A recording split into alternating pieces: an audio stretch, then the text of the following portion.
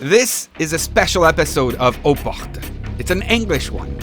We had the chance to meet with Andy Skipper Pillar, the creator, promoter, and organizer of the cruise. Just hours away from the final moments of this 2025 edition of 70,000 Tons, Andy will take 30 minutes with us to answer honestly and humbly to all our questions.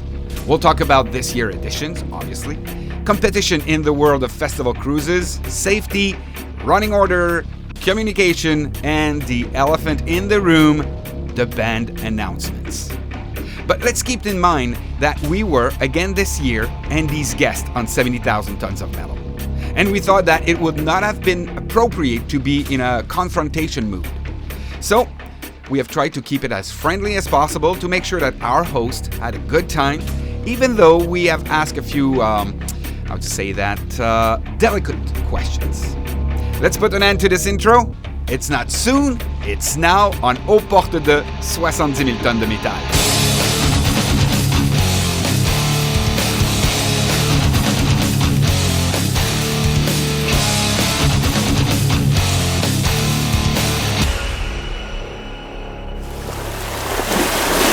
L'année dernière, il devait passer un petit peu de temps avec nous.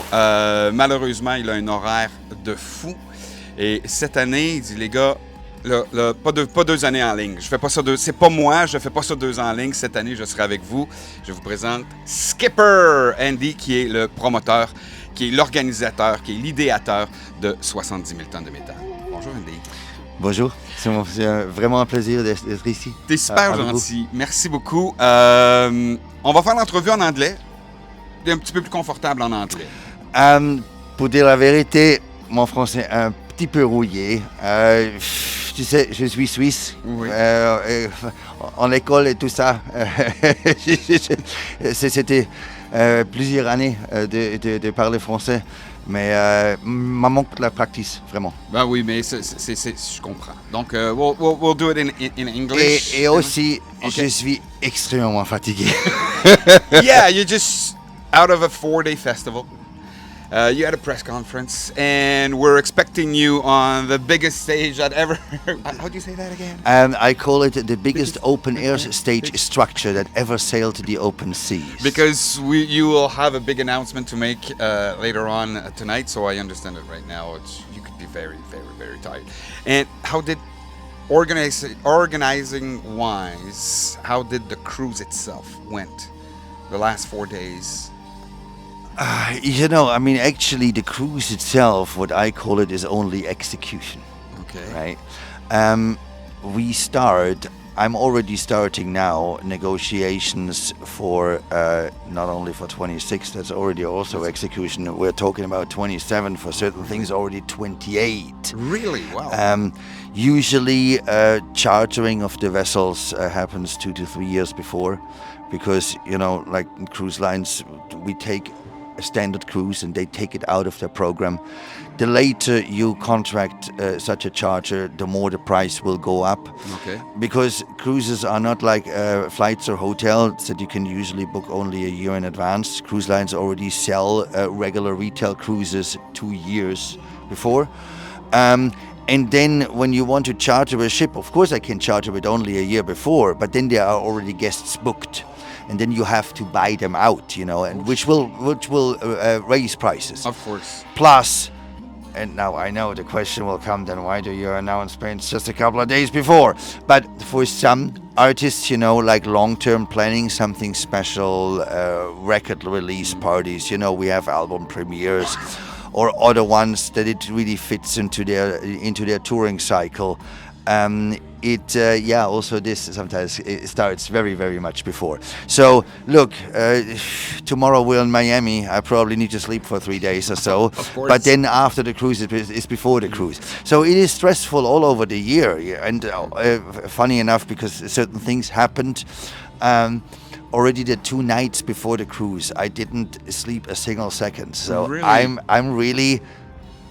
Can I say this here? I'm fucking tired. Oh yes, you can. The good thing with a podcast, you can use whatever words you want.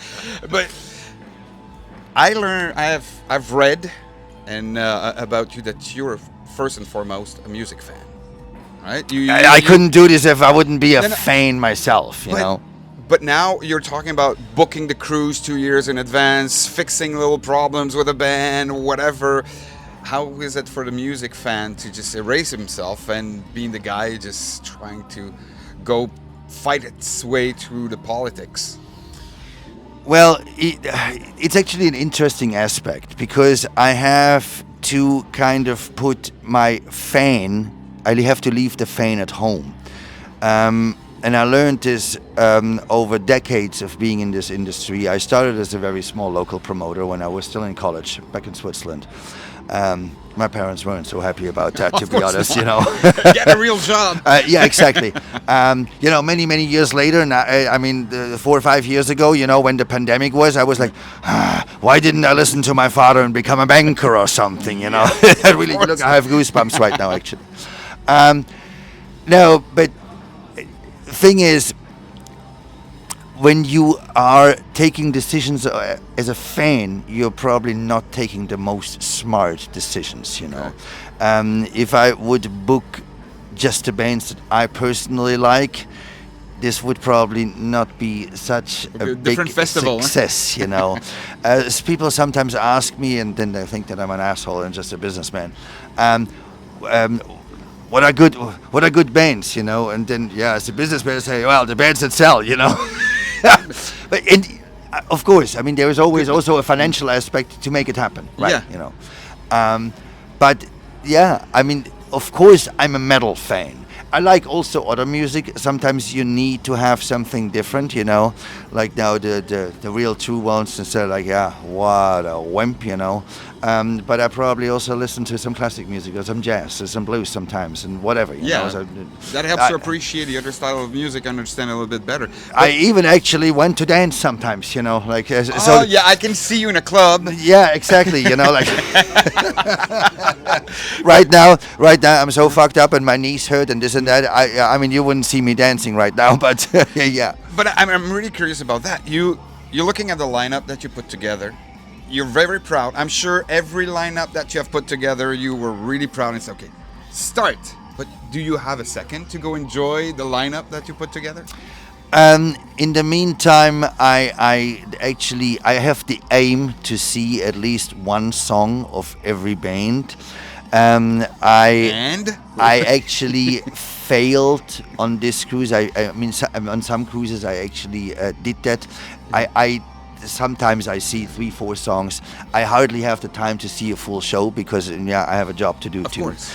But But you're able to be a festival goer yourself. Yeah, first of all, I mean, like, look, I mean, I booked the band. I also want to see that they actually play. You know? Yeah, where my money goes. No, well, it's not my money. It's all the customers' money, you know, in the end. Mm-hmm. But it's also interesting for me to see actually, like, how is that band live in such a special environment? How is the reaction from the crowd, you know? Because this gives me absolute unique feedback. That's also why I travel a lot. I go to a lot of festivals. And so oftentimes, you know, I don't really want to book a band if I haven't seen them before. And you think like, really, you know, and all these Colombian and Costa Rican bands and this and that. Yeah, I travel. I mean, I always say I live in planes and hotels and sometimes on cruise ships. But there's this thing very great called YouTube. And if you don't have the chance, at least you can see them live on YouTube. But this is the same thing, you know, like for all these people that now listen to my words, you know, and everyone actually made this experience. You can watch all the YouTube clips about 70,000 Tons of Metal. You can read all these articles about it. It's not the real thing. You will only realize, and something in your subconscious makes click when you come the first time and you walk over that gangway. And you realize and you see and you experience that, we're in the true sense of the meaning, all in the same boat. All these 60 plus bands and these 3,000 people from... how many countries this year? Actually, in the press conference, I said 80. Now, when I was in the production office, the head of my ticketing department came to me and I was like, "Oh shit, Andy, I made a mistake. It's actually 81." 81. That's cool. From 71 last year, 81. That's amazing. I mean, it was always hovering around the 70, 72, 3 mark in the last few years. The record so far was 74. And this jump now, like, it's incredible. I was flabbergasted. But it's unbelievable. Do you know where this increase comes from? Is it coming from, for example, South America or a couple of countries from Central Europe, or? Actually, we're probably over the last few years, the biggest growth in general was actually Latin America. This is also certainly thanks to some people that work in my organization. My chief marketing officer, she's a language whiz. She speaks 7 languages, man. It's crazy. I mean, I speak 4. Well, no, I speak 2. Let's say 3.5 because I understand French. Now I'm talking in we English. Just cut one. Ha ha ha. So we just cut one. But that certainly helps. I mean, she brought a lot of Latin American press on board. So a lot of growth comes from there.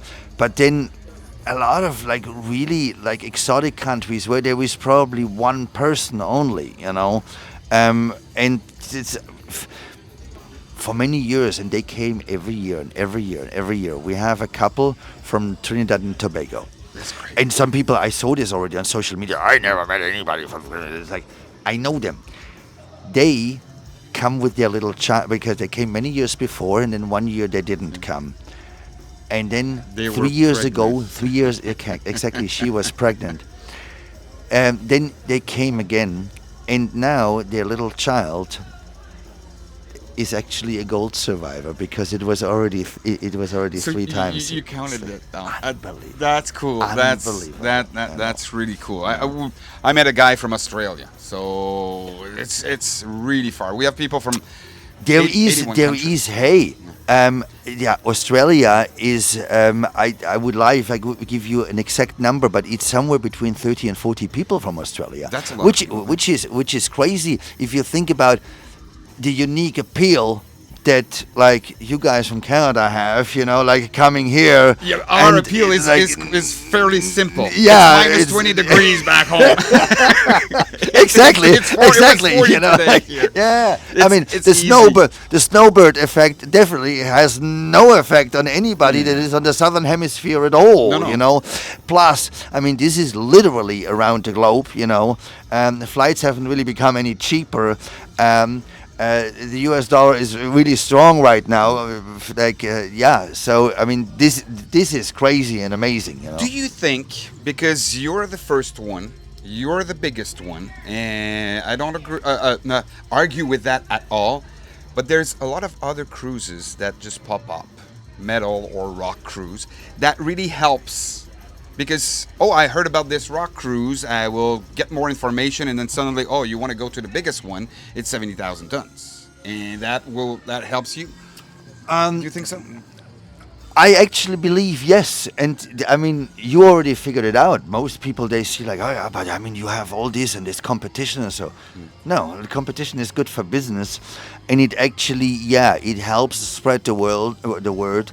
Eventually, there is still a lot of people that don't know anything about 70,000 tons of metal, but they heard of the other ones, and then they inform themselves and but there is this one, and holy crap, when they see the stage and so. And I know, first of all, I said competition is good for business. I'm not afraid of it.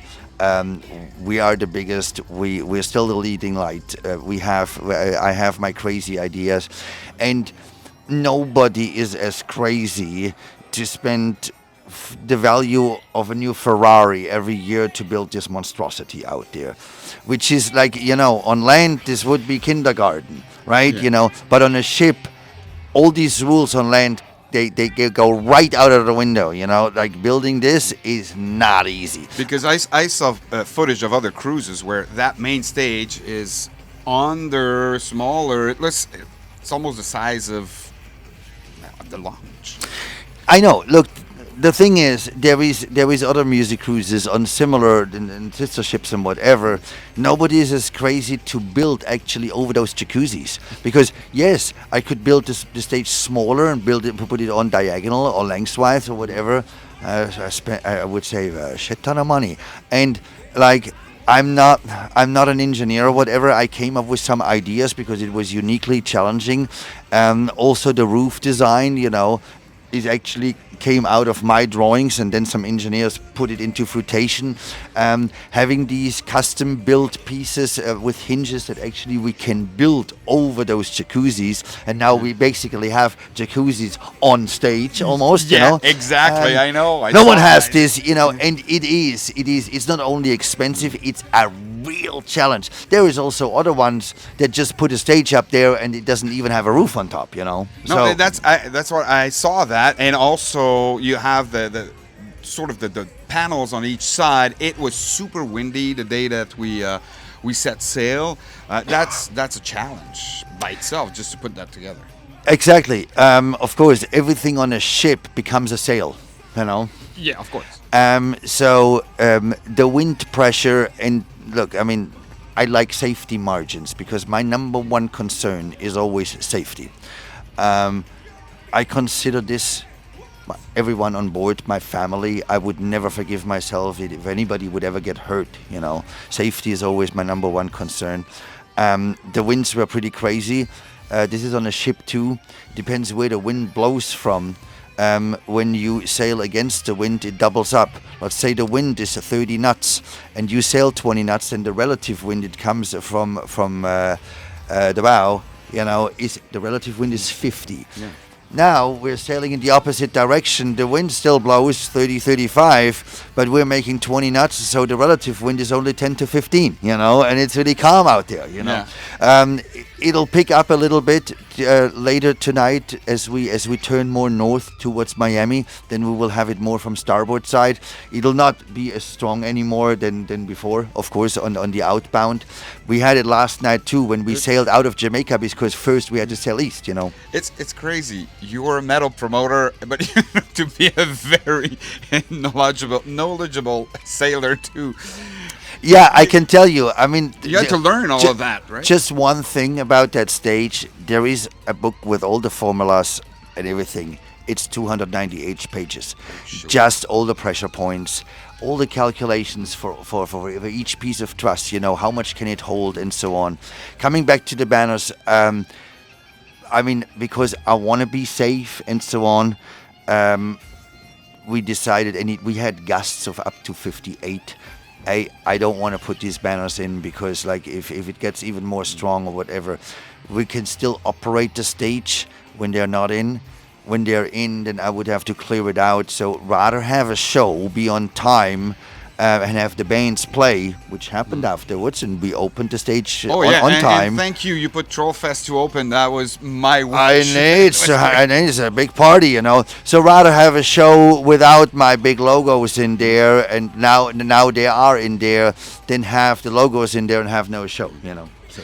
I was saying Trollfest to open the deck. How complicated it is for you to set. It's 2 shows, 60 bands. Who goes where? Which band? How is it? What is the thinking behind the running order? People have no idea. No. I have a clear set of rules, and people, they're always screaming running order. They're never screaming. Some are also complaining afterwards about scheduling conflicts, but people have no idea what goes into there. Because, look, our promise is, all right, every band plays twice. Once on the outbound, once on the inbound. They always play on 2 different stages. 2 bands that play simultaneously the first time. When they play again, they will not play simultaneously again. They will probably play simultaneously with another band. I try to avoid genre conflicts as much as possible. I'm not putting on 2 thrash bands simultaneously or 2 power metal bands simultaneously. No, I don't do that. But it doesn't stop there. Now, there is a couple of bands that share musicians. Oh, shoot. You can't do them at the Yeah, same like time. Ishan and Emperor, for example. Well, I mean, and there is other ones too, Haha, those are only a handful. I mean, almost a third of the bands share some crew members.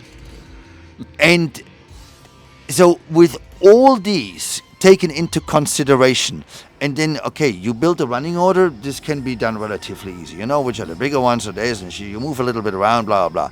But then you start checking, and you have one conflict, you move one piece, and everything falls apart. And I haven't even said everything. Now, we have a belly flop contest, right? There is a couple of musicians are judges in there. Then, like, so many bands have band members that play in the All-Star Jam. That also comes in there. Then also the meet and greets. And also their genre conflicts, I mean, I can't have a meet and greet, like of bands that really cater to exactly the same audience, This is so incredibly hard.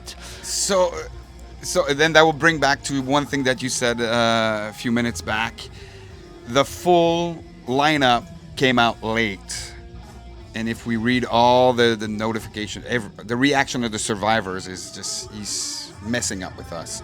But for you, this is not fun to came out so late with all the bands, because I suppose that there's you get a few bumps in the road. Okay, this guy, we thought we had this band, but for whatever reason they cannot make it. Let's call it, you probably have a list of bands that stay on hold. Maybe I'll call you back. So I suppose for you that it's not fun trying to put a running order when. Look, I mean, something happened in my private life that actually threw me a little bit off track. Already last fall. But you don't want to hear about my private life. This is not an excuse. This is more an explanation, right? So certain things, because I try to make things better and start things earlier, which we really did leading up to this earlier. Then certain things got left behind. Some bands I am keeping and holding back, and I have to and want to until they have all their visas and paperwork in place. Last year, we really had the full of it, because there were several bands that afterwards couldn't come, and they were already announced, which is really, really bad. Luck in an unlucky situation this year for two bands that actually were supposed to be announced only later on. They actually got their visas tonight. Thank God they weren't announced yet, so otherwise people would have been screaming too. But look, even if I would have all the 60 plus bands, because usually I put one or two more on, even if I would have them all announced month before, like, they don't tell me, or probably they don't even know who they will have as crew until often a couple of days before. So simply I cannot make a running order until they tell me, like, okay, we share the drum tech with this and this band, we share front of house with this and this. So because I simply can't. They need to report all this first, and this needs to be all carved in stone, because otherwise me, and I have 3 people that help with me, it's a process 3 days a night long. You do actually build this running order until it's done, and then somebody comes, oh yeah, now I'm sharing the drum tech with this, and then we can start all over again. It's not possible. No, and and if you were on land, to just switch a band is fairly easy, but when you're gone on sea, you need to make sure that. No, but okay. I mean, how could I explain this to somebody? All right, I have to cancel a band because they want to share a drum tech with, or they cannot play, or then I also don't want to, and I cannot have Emperor play at 5 o'clock in the morning. I can't, it doesn't work. Your survivors, because man, they love you. I will tell you. Last year I asked people, 1 week of the year. They hate me for the 51 other weeks. Yeah, but they're diehard, man. They are diehard. Do you think that if you were just open with them, just announcement are postponed because we have visa issues, not necessarily naming the bands, do you think that could just calm them down and relieve the pressure on your team? It's very good feedback. It's something that can be taken in consideration. I know often things come down to communication. We already made some improvements on that, so that there is not just radio silence. There's soon. There, This year that was funny. Seriously, Andy, you have to agree. They put it to a point where it was just fun, and even your team end up just adding to it. Yes, of course. Like sometimes you have to troll the trolls, right? So it's I love that. Personally, I really love your reaction. Yeah, I mean, what do you want to do? Like, of course, I mean, I'm good sports, and I take it, and some of the bashing, and so I get on social media. Mm-hmm. It's part of my job, and I'm always open for criticism, and I'm open for feedback, constructive criticism, because I always say, look, all these people that come thank me, and this is great, and you this is the best week of the year, and thank you so much, and all the praise makes me really proud. But only feedback and criticism helps me to improve, because I see it from within my bubble, I need the feedback from the people that see it from the outside in, Totally. Okay, we have just a few seconds. I want you to invite people to next year. Mm-hmm. So tell us what is the destination, and we won't spoil it before you announce it on the main stage. And if you have a name, this is... No names. I mean, okay. We're not close enough. I put it that... you have no idea I have names. Look, next year, 70,000 tons of metal, the original, the world's biggest heavy metal cruise. We go back to the Freedom of the Seas, which is a sister ship of the Independence. Yeah. Same size, more or less, It's a sister ship. We'll be sailing again out of the cruise capital of the world, Miami, Florida, and we will be going back to beautiful Labadee, Haiti. Oh, I see. Okay, wow. And we sail on January the 29th and not coming back to the real world until February 2nd, 2026. And about the lineup, you'll know soon. I hope that you have liked this little moment that we have spent with Andy Skipper Pillar. I hope that answer some of your questions, maybe all of your questions. If you have any comments, don't hesitate on our YouTube channel, also on our Facebook, Instagram page. You can also visit us at www.auporte.ca. There's a little email form that you can fill. We'll be very happy to have entertained the conversation with you. We still have one episode left. We'll go back to a French one, so be with us. That will be our last thought of 70,000 tons 2025. We hope that we'll see you soon. Have a great day. Thank you. Bye-bye.